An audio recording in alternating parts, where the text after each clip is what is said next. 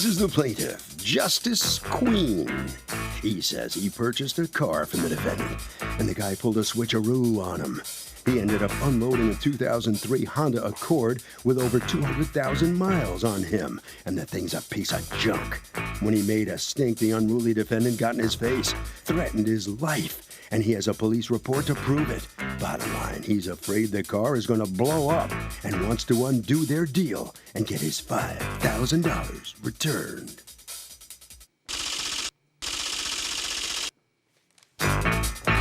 This is the defendant, Mike Lanace. He says he sold the plaintiff a perfectly good car with 235,000 miles on it, gave him a warranty, and doesn't owe him a red cent. The man's just trying to back out of the deal by making up all these lies. The judge will surely see through him, and the plaintiff will leave here with the same thing he walked in with. Nothing. He's accused of unloading a lemon.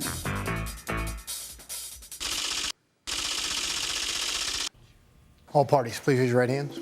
Welcome back to the People's Court. Next case on the docket, the plaintiff says the defendant switched cars on him. The car that he was going to buy gave him a 2003 Honda with 200,000 miles, but the defendant says the car was perfectly fine. It's the case of help me, Honda. Thank you, Douglas. Okay, Justice Queen? Yes. You are suing Quality Auto Sales and Services Incorporated, represented here by Mike Lanace? Yes. Okay, you're the owner? Yes, Your Honor. Okay. For $5,000, you say you're out actually $8,400, exceeds the statutory maximum, for pain and suffering and the return of the money that you paid for a car that you say is a lemon. Tell me what happened. So I went to go buy this car, this Honda Accord. When I first came to the dealership, they told me that somebody bought it up with a credit card over the phone, and I was surprised. I was like, wow. Just my luck, you know? Yeah, somebody's in another room saying, there's a guy here about to sign a paper. You want to offer me more? And, exactly, you know. just my luck. So I was just patiently, they was telling me, oh, we're going to get you another car. Just give me $500. And then you handed him the $500 as a deposit? Deposit, yes. Right, but yes. So the car comes and then the car is not what you want because it has a lot more miles, right? Yeah, I was nervous because I was kind of nervous because the miles was like a really lot. Like, how many miles did the first car have? had 100-something thousand. 100 and something. I had 100-something thousand miles, and the car that I bought was 235,000 miles. So it was okay, like that's a big difference. It's a big difference. Well, it's at least 36,000 mile difference. At least it could be a lot more than that. But so at that point, you had the option of taking your 500 back. Yes. Right, but you decided to go ahead and buy it. No, I decided that I can't buy it because the miles is too high, and I don't want to take that chance. You know. Okay. So the salesman was calling me over my phone, trying to convince me to buy the car, telling me, oh, we're going to give you a good deal, you know, it's well worth it. Who was the salesman? His name is Greg. Is he here? No, Your Honor. Okay, go on. So what happened was I gave him a down payment, $2,000 more. So you decided to buy the car? Yeah, I decided to buy the car. Let me see the paperwork you signed. They went up with the numbers. Go on, they went up with the numbers? They went up with the numbers, like I was trying to get it for like $2,500 because it had like 100,000 miles more, like, so give me a deal. Did you get it? And I didn't get it for that. Okay, so then you got your money back. So I was like, I just want my money back. They told me I can't get my money back. I'm like, I don't even have Who told you that? The owner. You told him he couldn't get his money back? Your Honor, he purchased That's the car the second from us. car or the no, first? this is the first car. Oh, the first He changed his mind. He didn't want it. He called us up. Okay. And we told him, said, listen, there's no problem. You could change your mind, but your deposit's non-refundable. Okay, it's so on the all my deposit- paperwork. Okay. I have signs in my dealership. Show red me and the white. paperwork from the first transaction from the first Honda. I don't have it. Why don't you? Because that was a voided deal. Okay. You know, I only have paperwork with the car he took delivery of. My So receipt, according to you, he puts a 500 on the first car, and then he decides, I don't want the first he car. doesn't want the car. And then he changes his mind and decides he does. But you've already sold it. No, he calls up, he wants his 500 back, and we told him your deposit's non-refundable. Okay. You could pick out another car. So we, Because by then you'd sold the first car? yeah, that car got, after he changed his mind, the next day, somebody came in and purchased it. Okay. So we sold that car, and we found him another car, and he purchased that car. Okay. So now you buy the car, and what goes wrong? This is what happened. Everything. Okay, tell me what went wrong. Everything went wrong with the car. You bought it on what date? I bought it on what I believe it was the 6th. And what did you pay March. for it? I gave him You got my paper. $49.80? You got my paper. Yes. $49.80? Okay. Yeah. All right. So you bought it on the 6th of what? I bought it on 6th of March. Okay. So you pick up the car and you bring it back to be, and they give you a warranty that is as follows: 1 year, 12,000 or 12,000 miles, whichever comes first, on motor, transmission, differential, on a 50-50 basis, all work done in our shop. So that's the warranty he gives you. And so what happens? Your Honor, before I actually purchased the car, when I gave him the 25 the first time, and then I gave him another 25, I told him that I can't afford it. I'll just give you $500 so you can have it for your time of wasting if you feel like it. And he just wouldn't do it. He said, I got to buy the car. All right, so you decide to go ahead and buy the car because you don't want to throw out good money. Yeah. And so you buy the car, you hope everything's going to work out well, but it doesn't. Definitely. On March 16th, 10 days after you pick it up, you have to bring it back because what went wrong? So would you ever buy a car with 200,000 miles? That's a mix of who signed the warranty, the documented repair history. Would you buy a car with 200,000 miles on it?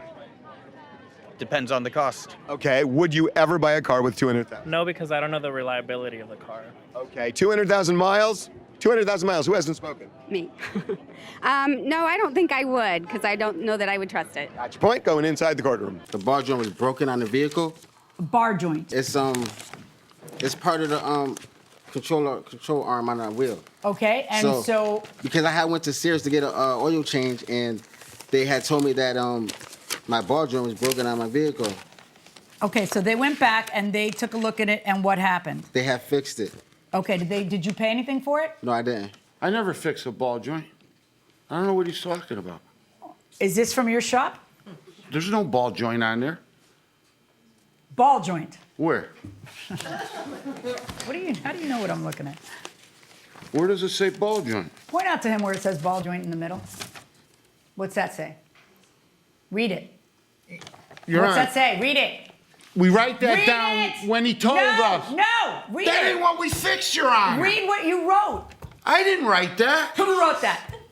Ask him. I don't know who wrote it. Why don't I son- ask you, He since it's when your you bring your car in, shop. you tell. Are you going to yell at me? No, you tell Take it some- down like 12 notches. Okay.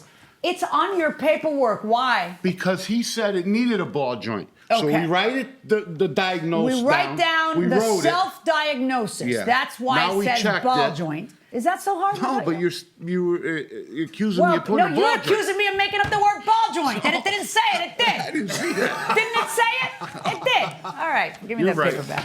I'm sorry. All right, so now that happens, and then when's the next time you have to take it to them? What happened the next month? My daughter got stuck in a seatbelt, so I was wondering what's going on. So I had to bring the car back. They had it for like 2 days, but they didn't give me the receipt. So I did some homework and I called Honda Watertown, and they told me that there's a recall on the vehicle. So that was the reason why she got stuck in the seatbelt, because the airbags wasn't like working together. Right, okay. So did you bring the car in to them so that they could do the recall work? Yes. Okay. So Right they Not to did- me, Your Right Honor. here. No, not to you. It shouldn't No. bring it to you. It should bring Yeah. it to Honda. Okay, go ahead. Yeah. So So then what So happened? I'm still waiting for the other airbag, Okay. because they didn't have it at the time. So I can't really like have my children in and stuff like that. So I'm just not really driving. I know you it. bought a car with 235,000 miles on it with a specific warranty. How am I supposed to tell him not only give the guy his money back, but pay him an additional $3,500 in pain and suffering because he ended up buying too old a car and he wasn't in for all these repairs that apparently are coming up? Your Honor, he sold me a lemon. I think he knew that because all of this is just adding up to it. Okay, the word Recalls- lemon, I need you to understand something. You didn't buy a new car, you bought a 12-year-old Honda with 235,000 miles that's been rode hard and put away wet. Okay, you paid $4,980. I don't know why. Well, I don't know what the Blue Book value is, but I cannot imagine it was that high. What was the Blue Book value on this car? Probably higher, Your Honor. think? Yeah, Honda's, it's a 2003. All right, hold on one second. On a 2003 Honda Accord, in good condition, it's worth $2,900. Yeah, but what was it worth in February, Your Honor? Oh, so 2,000 more, I'm sure. But see, but here's the thing. No, don't talk. Be quiet. Look at me. Here's where the problem lies. He could charge you $10 million. This is America. There's no law against him getting more money for his merchandise. He can do it. You got to stop him from doing it. That's what we call buyer beware. You need to be an educated consumer, just like everybody else within the sound of my voice needs to be an educated consumer. There is no excuse for this when you have the internet. Do you have the internet on your telephone? It's for information. Yeah. So you look at the Blue Book value, you look at a seller, and you say, are you kidding me? No, I'm not going to buy that car, and whatever. And then you just let your 500 go, and then you'd have been in a much better position. No, but I did. That's when after I gave him 2,500, and then I told him I can't buy the car. No, that's different. You signed a contract. They're right. They're legally correct. You can't back out of it. The thing is, before you decide you're going to buy that car for that price, you should be finding out if that price is an appropriate price. You got completely overcharged, but overcharging is not a crime. It's you who signed that contract, and I have to hold you to that contract, okay? I feel bad for you. I really do, but I can't rule for you because I feel bad for you. My verdict in this case is for the defendant. Well, the judge feels bad for you, but there's no way she can rule in your favor here. What have you learned here? I learned that Don't go to them no more. quality auto has no quality in them. Well, listen, you could have done a little bit more investigation about what the value of that car was. Yeah, but the damages to my car that they keep giving me is not adding up to the money I paid for. They're not honoring the warranty. My car's still not working. So where's the justice that I'm getting today? I don't think I'm getting none. Well, that guy's not happy about buying that car. Obviously, put yourself in his shoes. Would you be happy about it? I tried to do everything I could for that gentleman, honestly. Well, it looks you're allowed to charge as much as you want for a car. You're saying you sold it at the fair market value? believe so. You think so? Yeah. Really? Is that what you want to say? Yeah, absolutely. All right. Harvey? Okay, Kurt, this is a good lesson. Judges are not there to make bad deals good for you. You have a responsibility to do it yourself, and if you don't, tough